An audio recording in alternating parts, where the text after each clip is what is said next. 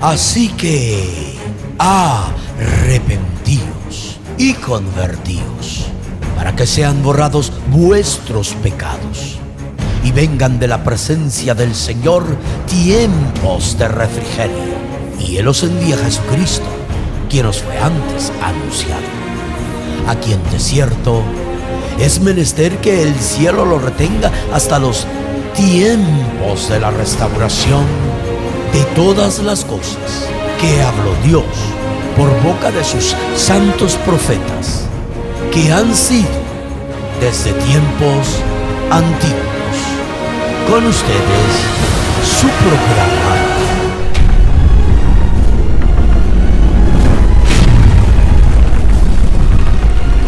Tiempos de Restauración, con un mensaje de fe, esperanza y amor. Gloria al Señor, amados. Una bendición estar con ustedes para concluir el tema del cual hemos estado hablando, el ministerio quíntuple del profeta Elías. Hemos visto por qué causa Dios decidió utilizar el Espíritu, utilizar la unción. Es llamada en la Biblia la virtud del profeta Elías, el carácter de ese profeta, y no que creamos en la preexistencia o en la reencarnación, sino que la porción de Dios, la porción del Espíritu Santo, que fue colocada en un hombre llamado Elías, del cual no tenemos registro, solo sabemos que venía de una ciudad llamada Tisbá. Y hermano, hemos visto su vida, hemos visto su ministerio, un hombre que no se comprometía, un hombre que tenía el valor de pararse firme por la palabra del Señor, sin importar si era el rey, sin importar si era la primera dama de la república, él siempre iba a decir: él así dice el Señor. Y un hombre, hermano, que recibió el poder de abrir los cielos o de cerrarlos, un hombre que se había convertido en la palabra de Dios, porque quien abre los cielos es Dios, quien cierra los cielos es Dios. Pero Elías se atrevió a decir: vive Jehová y vive mi alma, que no lloverá sino por mi palabra. Y todavía se regresa y le dice al rey Acab: ni rocío va a caer hasta que yo lo diga. Entonces ese es un hombre con una convicción plena, eso es un hombre que cree absolutamente lo que Dios le ha dicho. Ustedes siguen la vida del profeta Elías y ustedes se van a dar cuenta que Elías fue un restaurador. Él restauró los altares caídos de Jehová. Y otra cosa que él hizo, hermano, fue sacar a la luz el engaño religioso que había en ese tiempo.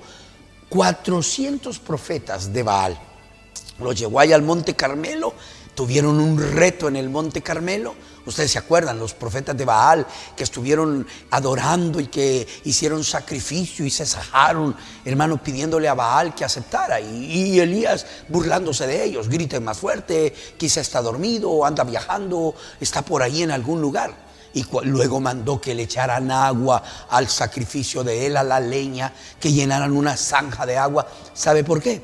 Por la fe que él tenía. Él ya había visto, Dios ya le había dicho que hiciera eso, que él iba a aceptar el sacrificio. Y si no fue aceptada la ofrenda de los Baales, que estaba con leña seca y que estaba todo listo para que descendiera fuego del cielo y quemara la ofrenda, y ahora que este loco de Elías manda echar agua y manda mojar la leña y manda regar la zanja con agua. Pero vea, Elías ni había terminado de orar cuando el fuego cayó del cielo y consumió el sacrificio de Elías. Eso nos da un ejemplo, que si usted se para por Dios, que si usted se para por la palabra de Dios, Dios está obligado a vindicarlo. Déjeme decirle que cada ángel en el cielo, cada potestad en el cielo, cada principado en el cielo, ángeles, querubines, arcángeles o serafines, hermano, respaldan la palabra de Dios, que Dios va a vindicar su palabra. Usted solo quédese con él, así dice el Señor. Usted quédese con lo que dice la palabra. Usted manténgase creyendo lo que dice la palabra y Dios se va a encargar de vindicar que lo que usted dice es la verdad. Dios se va a encargar de vindicar que su mensaje, que su palabra es la verdad. Eso fue lo que hizo con Elías. Elías era un profeta vindicado, era un profeta en el orden de la palabra, era un profeta con el así dice el Señor. Ese profeta de Dios traía así dice el Señor. Y luego entonces imagínese a Eliseo caminar con un hombre de Dios del calaje, de la magnitud de Elías Tisbita. Eliseo había visto cosas impresionantes. Y luego Elías le dice a Eliseo: ¿qué quieres que yo haga por ti cuando me vaya? Y le dice: bueno, quiero una doble porción de tu espíritu. A lo que Elías responde, diciéndole: cosa difícil has pedido. Miren esa frase, qué bonita, ¿verdad? Cosa difícil has pedido, ¿verdad? Como cuando su esposa le pide que la lleve a Francia, ¿verdad? A la Torre Eiffel, a París. Y usted le dice: cosa difícil has pedido, ¿verdad? Y Elías pidió una doble porción del espíritu. Eliseo pidió una doble porción del espíritu de Elías, una doble porción. Y Elías le dijo: bueno, mira, la cosa está así. Si tú me ves cuando yo me vaya, tu deseo te será concedido. ¿Qué hizo? ¿Qué fue lo que hizo Elías para concederle el deseo a Eliseo? Dejó caer su manto, dejó caer su cobertura, su cubierta. ¿Y qué hizo Eliseo? No lo sabía Eliseo. Recogió el manto, lo dobló y se acordó, o tal vez ni siquiera se acordó, pero cuando ellos iban al otro lado del Jordán, Elías golpeó el Jordán con su manto. Elías dobló el manto y golpeó el Jordán, y el Jordán se partió en dos y ambos pasaron por lo seco. Ahora aquí viene Eliseo, el nuevo ministerio, la continuidad del oficio de Elías, y hace lo mismo. Dobla el manto de Elías, golpea el Jordán, y el Jordán se abre y se seca, y Eliseo pasa por tierra seca. ¿Qué mostraba eso? Que el ministerio de Elías y el de Eliseo eran idénticos, eran lo mismo. Y la pregunta que hizo Eliseo nos la deberíamos de hacer nosotros hoy. Eliseo dijo: ¿dónde está el Dios de Elías? Indignado, tomó el manto de Elías y golpeó el Jordán. Y el Jordán se partió, se abrió y se secó. El Dios de Elías estaba en el manto de Elías. El Dios de Elías estaba en la cubierta de Elías, en esa túnica de Elías. Allí estaba, él golpeó. La iglesia debería de decir: oye, ¿dónde está el Dios de la Biblia? Deberíamos de golpear las potestades, deberíamos de golpear, hermano, las enfermedades, los problemas. Deberíamos de golpear ese espíritu de derrota.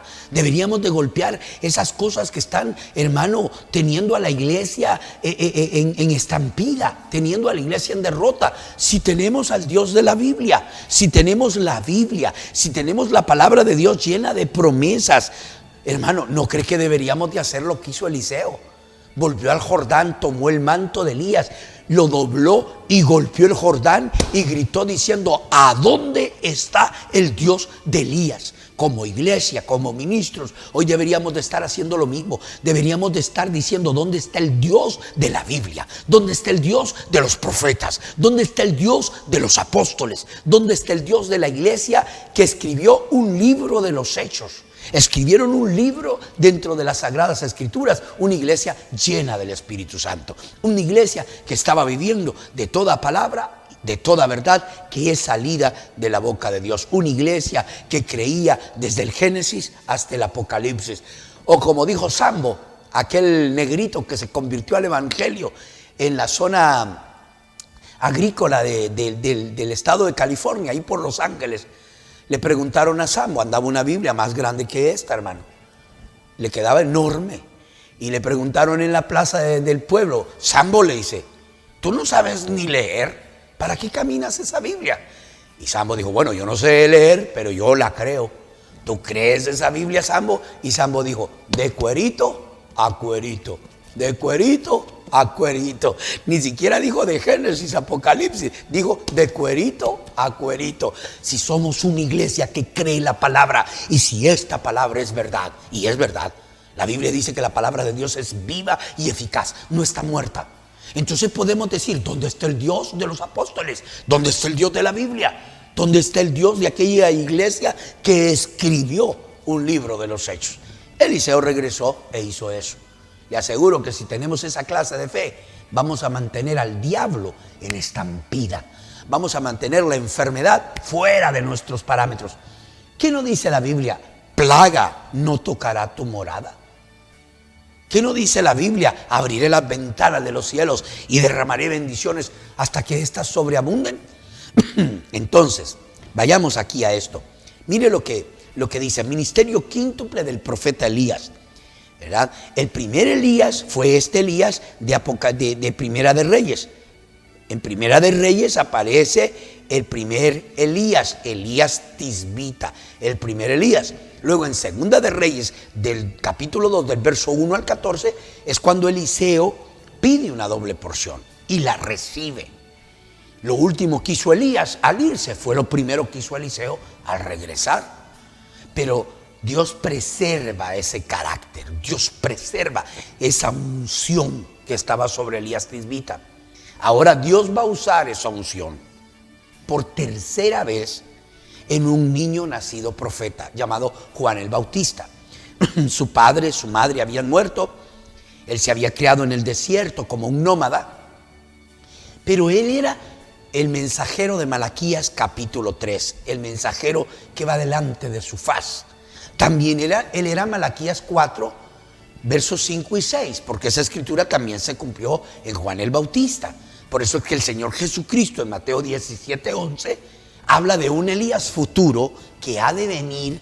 Elías viene tiempo futuro y restaurará todas las cosas. Restaurará, está en el futuro.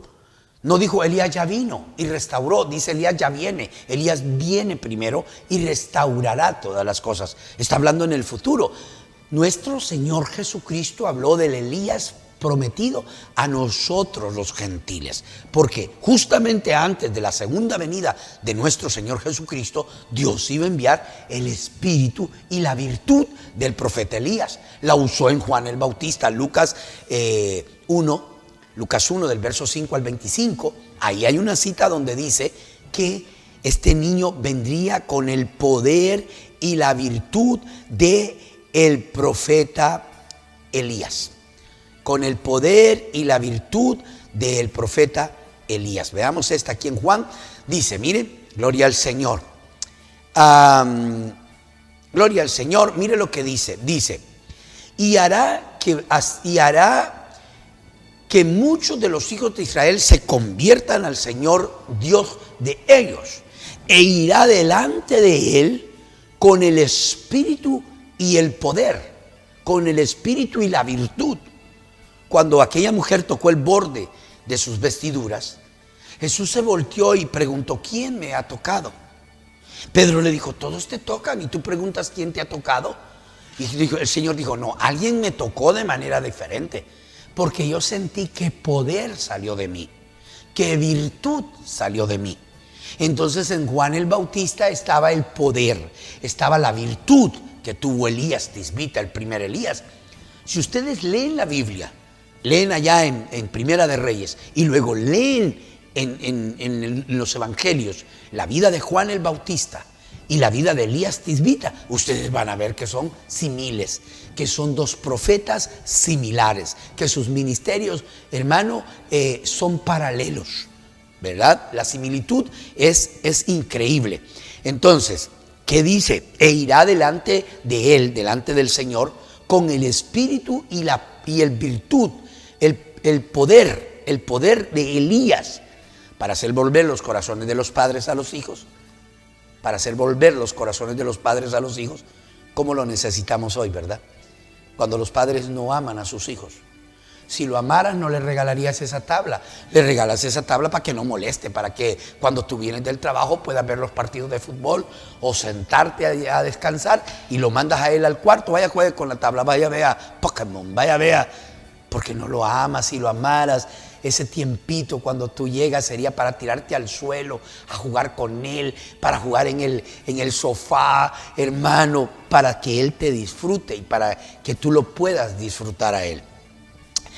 Él hará volver el corazón de los padres a los hijos y de los rebeldes a la prudencia de los justos, para preparar al Señor un pueblo bien dispuesto. Entonces, si volvemos acá, hermano, Juan el Bautista, el tercer Elías, hermano, fue enviado en la primera venida. Ahora estamos viviendo en los días de la segunda venida de nuestro Señor Jesucristo. Y es precisamente en estos días de la segunda venida de nuestro Señor Jesucristo que encontramos en Malaquías capítulo 4, versículo 5, la promesa de un profeta llamado Elías, ¿verdad? Se llamó William Marion Branham, pero su ministerio fue similar al del profeta Elías. Siempre creo que por aquí lo tengo. Vamos a ir ahí adelante, aquí lo tenemos, ¿verdad? Mire lo que dice. Entonces sus discípulos le preguntaron diciendo: ¿por qué pues dicen los escribas que es necesario que Elías venga primero? Jesús respondiendo les dijo: a la verdad Elías viene primero y restaurará todas las cosas. Recalco, remacho, con negritas, subrayado y en cursivas: viene es tiempo futuro, restaurará es tiempo futuro. No me lo pongan allá atrás en los días de Juan el Bautista, porque estaba hablando de nuestros días, estaba hablando de un Elías prometido para nuestros tiempos. Si en su primera venida fue necesario enviar un profeta para preparar, ¿sabe ustedes quiénes fueron los discípulos de nuestro Señor Jesucristo? En su mayoría, 9 de 12 fueron discípulos de Juan el Bautista. Los que creyeron en el profeta, los que recibieron el profeta, los que fueron preparados, porque ¿qué vino a hacer Juan? Preparar un pueblo bien dispuesto para el Señor. Es más, él les dice, cuando bautiza al Señor Jesucristo, he aquí el Cordero de Dios, le dice a sus discípulos: es menester que yo mengüe para que Él crezca. De aquí en adelante, mi ministerio va a comenzar a menguar. ¿Qué duró? 30 días y había muerto. De aquí en adelante mi ministerio comienza a menguar y el de Él va a crecer. Porque este es aquel del cual yo dije: uno mayor que yo o mayor que mí viene después. Era Él, nuestro Señor Jesucristo. Entonces, eso fue en la primera venida, que fue en un solo país, en una sola nación. Y que de hoy, que el cristianismo está en toda tribu, lengua, pueblo y nación, hoy necesitamos un mensaje profético y de restauración que nos traiga de regreso a la fe original, de regreso a la fe apostólica, de regreso a la fe de nuestros padres, los que establecieron las doctrinas apostólicas en este libro. Esas epístolas contienen la fe apostólica, las doctrinas apostólicas, las enseñanzas apostólicas, el cimiento de la fe cristiana. Dijo Pablo: yo he puesto el fundamento, ustedes vean cómo edifican. Está allí en las epístolas, desde el libro de Romanos hasta el libro de Judas. Allí están escondidas las doctrinas, las enseñanzas, conducta, orden y doctrina de la iglesia. Está escondida de Romanos 1 al libro de Judas, capítulo único. Ahí van a encontrar ustedes cómo debe de ser la iglesia cristiana, qué es lo que debe de enseñar la iglesia cristiana, las doctrinas. Y luego mire lo que dice: mas os digo que Elías ya vino y no le conocieron, sino que hicieron con él todo lo que quisieron. Así también el Hijo del Hombre padecerá de ellos. Entonces sus discípulos comprendieron que les había hablado de Juan el Bautista, el primer, realmente es el tercer Elías, Elías Tisbita, Eliseo y Juan el Bautista. Y hay un cuarto Elías prometido para nosotros los gentiles. En Malaquías capítulo 4, versículo 5, dice: he aquí yo os envío a Elías el profeta, antes que venga el día de Jehová, grande y terrible. En el verso 1 del capítulo 4 de Malaquías dice: porque he aquí viene el día, grande, terrible, ardiente como en un horno. Eso es después del milenio, cuando la tierra va a ser quemada con fuego. Cielo nuevo, tierra nueva, el cielo que hoy vemos, la tierra que hoy conocemos, van a ser quemados con fuego. Pero aquí en el verso 5 dice: el día de Jehová grande y espantoso, grande y terrible. ¿Qué es? Es la gran tribulación. Cuando iba a venir un profeta como Elías, justamente antes de la gran tribulación. ¿Para qué iba a venir un profeta como Elías? Verso 6 lo dice: él hará volver el corazón de los padres hacia los hijos. Eso lo cumplió Juan el Bautista. Lo acabamos de leer en Lucas. Y el corazón de los hijos hacia los padres, eso lo cumplió un hombre de Dios llamado William Branham. Un hombre que predicó en el pasado. Yo lo invito a usted, no lo insto, lo invito. Escudriñe. Ahí está el internet, gloria a Dios por el internet. Putin le dijo a Trump: es que él está viviendo, dice, en los tiempos pasados. No se da cuenta que hoy un hombre en 30 días recibe todo el conocimiento que nosotros recibimos en 30 años. A ellos les tomó 30 años, a usted le toma 30 días. Pregúntele a Google, pregúntele a Wikipedia, escudriñe quién fue William Marion Branham, ¿verdad? Va a hallar espinas, porque todo pescado tiene espinas. Y por desgracia, el pescado, entre más espinoso, más sabroso. Y yo no sé usted, porque hay gente que le gusta la pechuga del pollo. No tiene sabor, hay que condimentarla bien. A mí me gusta ese montón de huesos porque me entretengo dándoles la repasada. Yo no voy a botar el pollo porque tiene huesos, ni voy a dejar de comer pescado. Dice mi esposa que yo soy fanático de comer pescados, ¿verdad? Entonces, las espinas no me van a hacer a mí que no me coma el pescado. Escudriñe. La Biblia dice escudriñando todo y retener lo bueno. Vaya a Wikipedia, vaya a YouTube, ahí va a encontrar usted. Hay mucho fanatismo alrededor de William Branham. Hay paganos idólatras. Entre el branhamismo hay mucho, hermano, blasfemia. Hay muchas cosas blasfemas. Pero si usted se queda con lo original, si usted se queda con lo que es de Dios, usted va a encontrar ahí que ese fue un hombre enviado de Dios. Yo tenía 9 años cuando fui a mi primer curso de teología y fue con uno de los teólogos, de los 3 teólogos más grandes del siglo XX. Se llamó Tilly Osborne. Uno de los 3 teólogos, Jack Moore fue el primero del siglo XX, uno de los 3 teólogos más grandes del siglo XX. Y ese hombre, teólogo pentecostal, trinitario, dijo: no hay duda. Él predicó en el funeral de William Branham en abril de 1966. William Branham murió en el 65. Él predicó en el funeral de William Branham en 1966 y dijo esto, Tilly Osborne. Dijo: no hay duda. Dios nos ha vuelto a visitar. El Señor Jesucristo ha vuelto a estar en la tierra en la forma de un hombre llamado William Marion Branham. ¿Por qué lo dijo Tilly Osborne? Un teólogo denominacional trinitario. ¿Por qué dijo eso? Porque él y Jack Moore y los otros teólogos vieron tantas cosas ser hechas en la vida de un hombre insignificante que apenas cruzó 7º grado. 7º grado, un grado más que yo. 7º grado. Pero, hermano, Dios lo usó. Él fue un instrumento en las manos de Dios. Y no era tanto eso, lo más importante era que él traía un mensaje. Voy a citar a William Branham en una frase que él dijo. Él predicó de 1946 a 1965 y él dijo esto, dijo: no es más importante el niño que trae el telegrama que el telegrama mismo. Si un niño llegaba en los días, yo vivía en los días del telegrama, habían telegramas triples, urgentes. Y el niño llegaba, le daban un uniforme en Correos de Honduras, le daban una camisita azul de azulón y un pantaloncito caqui. Hermano, había que romperlos porque no se arruinaban. Se aburría uno de usarlos. Entonces llegaba el niño con el telegrama y uno ni se fijaba quién era. Habían 2 o 3 en el pueblo y uno ni le prestaba importancia. Lo importante era el telegrama.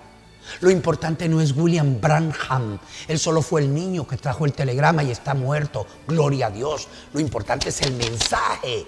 Lo importante es el telegrama, el mensaje que Dios nos envió a través de un hombre enviado de Dios en el pasado siglo XX que se llamó William Marion Branham. Está muerto. Gloria a Dios porque murió. Pero su mensaje está vivo. Esto es lo que creemos, el mensaje. Esto es lo que predicamos, el mensaje que fue traído a través de ese hombre. Ahí lo tienen, 1960, 1965. Lo pueden encontrar. La página de ellos es branham.org y algunas de las escrituras que tienen que ver con William Branham, ahí lo tienen, ¿verdad? Esta fotografía que ustedes ven aquí, yo he estado ahí. Lo digo con humildad, yo he estado ahí. Esa fotografía que ustedes ven aquí ya fue retirada.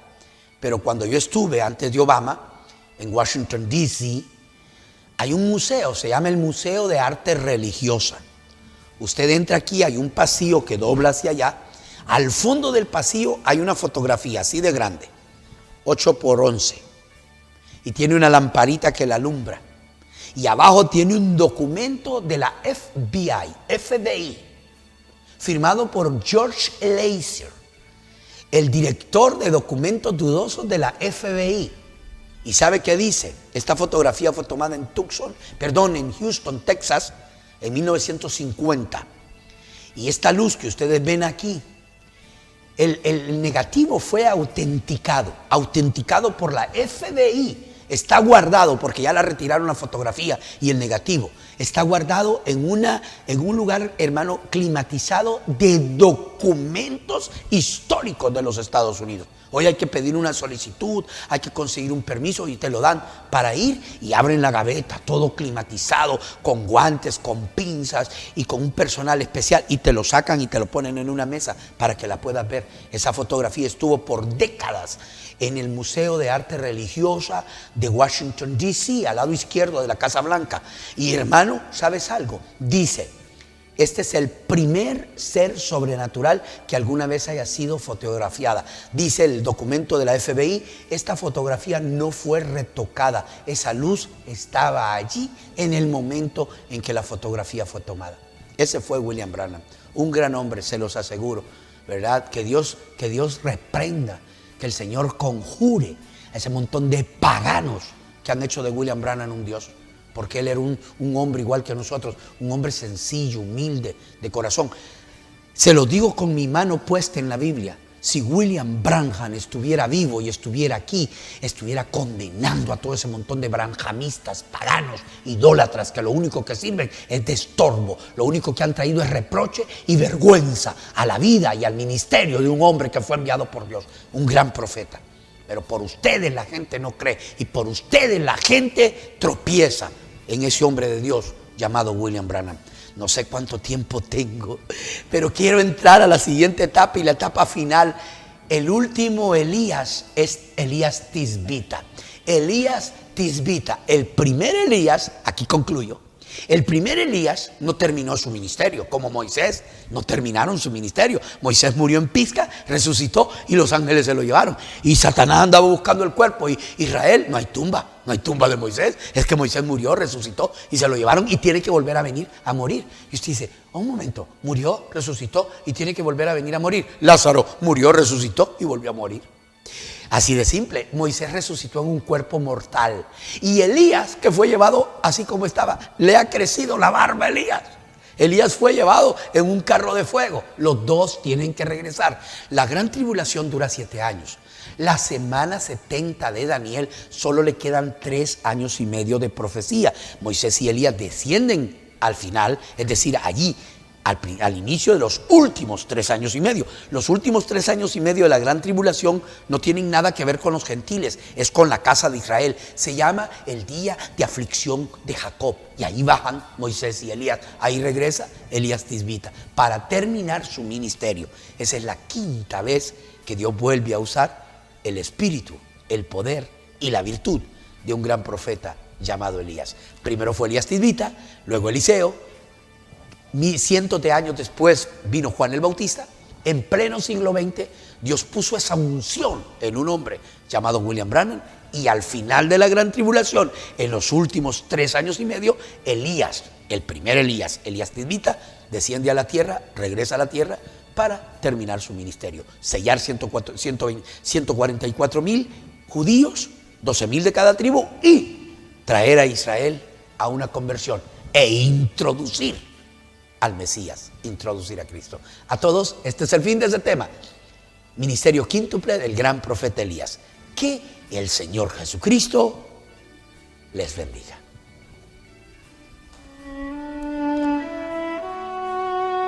Estuvo usted en sintonía de su programa Tiempos de Restauración, y estamos invitándole a sintonizarnos de lunes a viernes de 8 a 9 de la mañana a través de su canal Talanga Visión, Canal 7, la mejor manera de hacer televisión en la ciudad de Talanga y la Chido One Stereo. 89.3. Su hermano en Cristo, Lucas Cardona, les desea que el Señor Jesucristo les bendiga. Este programa ha llegado a ustedes gracias a la gentil colaboración de la Congregación de Hermanos y Hermanas del Tabernáculo Bíblico Jesús el Buen Pastor. Y estamos invitándoles a sintonizarnos de lunes a viernes de 8 a 9 de la mañana. Que el Señor Jesucristo, rica, poderosa y abundantemente, les bendiga.